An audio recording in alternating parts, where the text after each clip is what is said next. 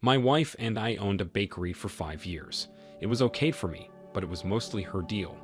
She found her passion in baking, and I was her willing assistant. My passion, however, was in voice acting and impersonations. I was just starting to make some money on the side by utilizing my skill, so I usually didn't want to be at the bakery. My wife was growing annoyed with me because I didn't share her passion. I didn't think it would drive a wedge between us, but it did. One day, I was helping my wife at the bakery when a returning customer stopped by. I knew him, AP, for years, but when he came in this time, he looked disappointed that I was the one approaching the counter. He appeared to consider leaving the bakery altogether, which I thought was weird. I took his order for his daughter's birthday cake, and he kept glancing into the back. He asked how my wife was doing. After he left, I told my wife he was in and placed an order. She looked at me with interest, then looked away, bummed. Her hands were covered in dough, while she told me she enjoys being the one to interact with customers because she has pride in our business. I just said something like, because I wanted to go home and record voices. Another day, when her cell phone buzzed on the counter out front, her hands were messy again, so I went to glance at it to see if it was important or business related. She looked worried as I walked by. When I looked at it, I realized why. It was a text from the aforementioned married father that ordered his daughter's birthday cake. As my wife prepared the cake, he texted her, asking if she was free to come over again that night at 7, since his wife and kids wouldn't be home. My jaw dropped as I stared at it. Another text came through that said he missed her body. I entered the passcode to my wife's phone for the first time in a year. Thankfully, she hadn't changed it. As I scrolled up, my eyes scanned over a plethora of naughty, sexting, nudes, and affair messages. My wife was getting antsy in the back room, asking me who it was from. I told her it was a spam email that tricked me for a second. She laughed a little and looked relieved as she put the little girl's cake in the oven. I told my wife I needed to go home because I had some voice acting things to work on. I knew she would believe me and leave me alone about it because fighting me on it never worked. I actually sat in my car nearby and stared at my wife's GPS location. I never relied on this before, and I could only hope she wouldn't turn it off. I held my breath when she started moving down the road. I started following her, and seconds later, a text came through from my wife that said she'll be closing the store late because a huge order was placed. My heart broke at this very moment. Then I saw her GPS turn a different way, and I knew we were over. She was sleeping with our married customer. I kept driving, just barely able to stay focused. I felt the blood moving through my body at an alarming speed. She hadn't turned off the locator, so she led me straight to AP's house, just as she was getting out of the car and his front door was opening. I met them both at his front door, and I can't even recall what I was saying, only that I was just yelling and staring at them. AP didn't know what to do besides yell sorry and try to shut the door as fast as possible, but I stopped him by punching him in the face. He fell to the floor just inside his house, unconscious. My wife was speechless and red in the face. I asked her to explain herself, but she couldn't speak due to shock and embarrassment. She freaked out that I punched him, but then all she could say was sorry. The affair fog cleared, and she realized we were standing in front of AP's house, all because she started an affair with him. A married man and father who shouldn't have been anything more than our customer. I started yelling again because I thought of our wedding day and the day we started our business. I dashed back to the car before the tears came from realizing the life we had was changed forever, and she probably did this more than once. I thought about all the messages they sent and how she lied to me. Sadness turned into anger, so I drove home, leaving her standing in AP's driveway. I packed stuff and printed notices to put on the bakery windows.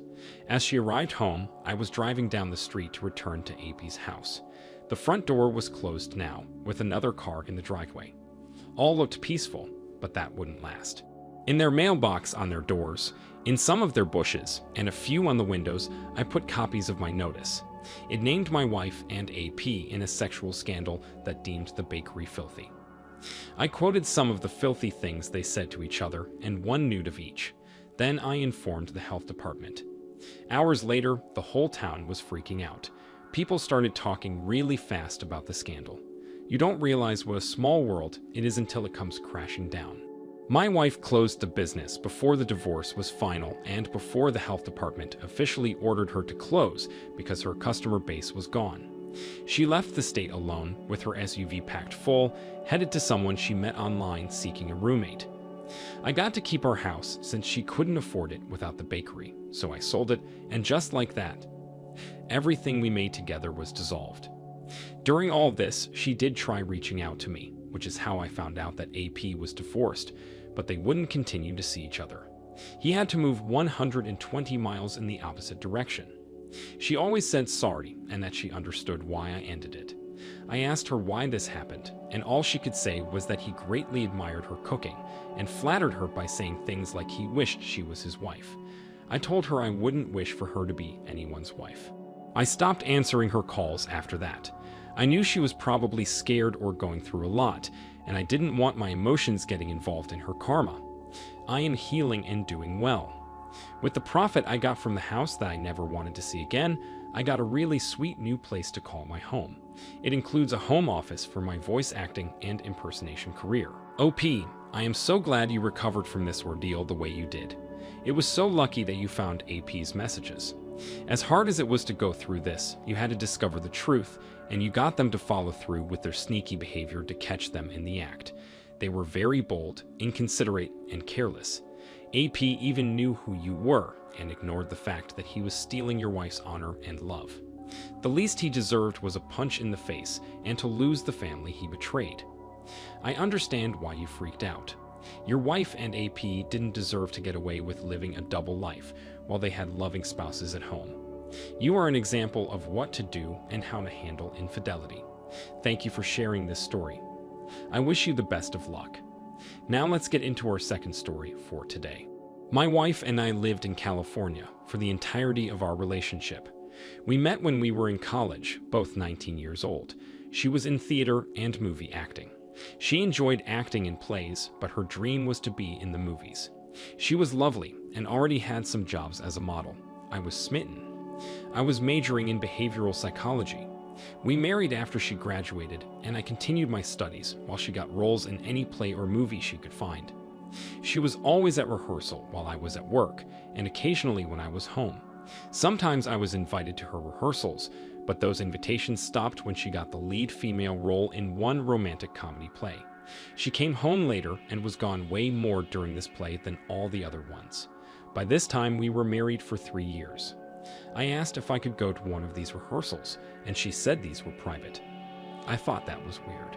She got free tickets for her family to come when it was finally time for the performance. We all attended on the same night. Her mother, father, sister, and me. She was a beautiful, convincing actress. The male lead in the play seemed to have great chemistry with her, but nothing convinced me so much as the passionate kiss at the end. I'd seen her kiss in other plays, but this one seemed different. I was convinced my worries were valid when she looked at him instead of me after the show was over. Her own father made a comment that fed into my worry. He said she could rip out any man's heart because it looked like she was in love with that man. We got to meet the cast, but my wife introduced us oddly to her male co-star. She introduced her mom and dad as her mom and dad, but then she only introduced her sister and I by our first names. Like we could have been friends of hers or a couple. I told her my worries later that night after our celebratory dinner. She admitted she felt bonded to him, and they had a great time together during all the preparation for the play. I asked her to stop talking to him completely after closing night. She looked devastated and said if I'd reconsider, she planned to work with him again. It was because of the on-stage chemistry. I was so uncomfortable with that she saw her career's potential to blossom with him as her co-star. I took this opportunity to ask her a few questions since she wanted me to reconsider. I asked if they ever hung out alone without my knowledge. She looked a little embarrassed but said yes. I asked why, and she said it was to rehearse their lines and eat dinner. I asked if it was like a date, and she said she didn't see it that way, but she wasn't sure what he thought. I asked if he knew I was her husband, and she said she introduced me. I pointed out she only said my name, and she looked confused, like she didn't remember doing that. Following the awkward silence, I told her I didn't want her to contact him or work with him again. She looked really upset and kind of angry. She said she didn't deserve to be controlled. I told her this wasn't something she could fight me on. It was a matter of keeping our marriage true and honest, without anything that would make one of us uncomfortable. Well, she did eventually tell me she'd stop talking to him, but 1 month and many long absences later, I knew she could still be meeting up with him and doing things without my knowledge. One day, 5 or so months later, my wife and I were actually spending time together outside when she took an Instagram selfie without me. It showed the back of our house and location, which is part of the reason why AP jumped our fence. The other reason is that my wife had apparently stopped talking to him for a few days, and now he knew why. It was because he saw me and realized she was married. Of course, I recognized him from the play. My wife was freaking out and trying to say she hadn't seen him since the play. He didn't want to say anything when he realized she was betraying him, but I told him if he didn't want me to call the cops for his trespassing, he needed to be honest and tell me if they were having an affair.